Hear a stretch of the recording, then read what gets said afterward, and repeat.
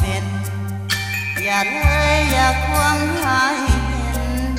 คำนี้เป็นคำของถ้าบ่ฮักอายอยากไปมีใหม่เพียงพออายจะบอกว่าน้องขอนำอย่าควงให้ผู้ชายอย่างอายก็มีน้ำตา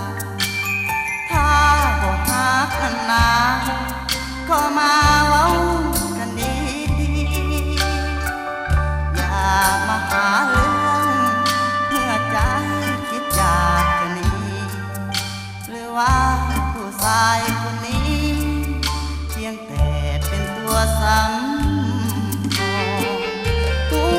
จักของข้าใจอายเกลียดเป็นเหมือนกัน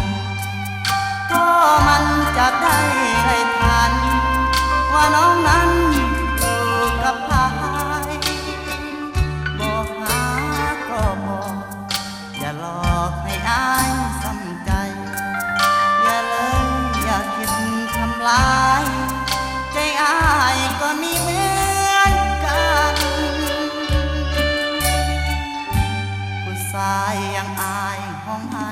ก็เป็นเมื่อสองตามันเห็นใจเอ้ยกดกันบ่ว่าให้มันเจ็บมันปวดเหมือนน้ำเสียบแทงหัวใจ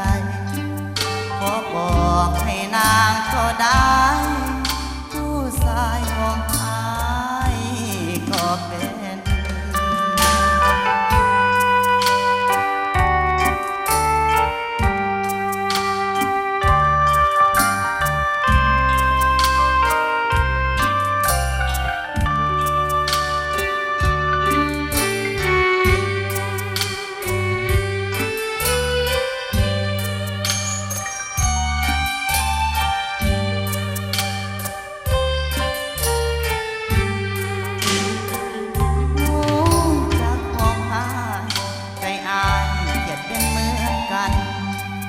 ก็มันจะได้ไรทัน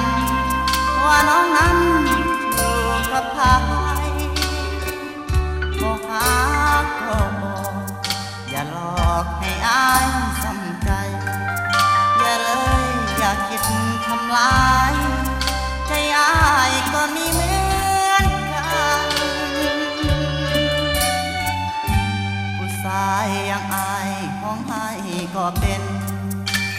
เมื่อสองตามันเห็นใจเอ้ยกดกันบ่ว่า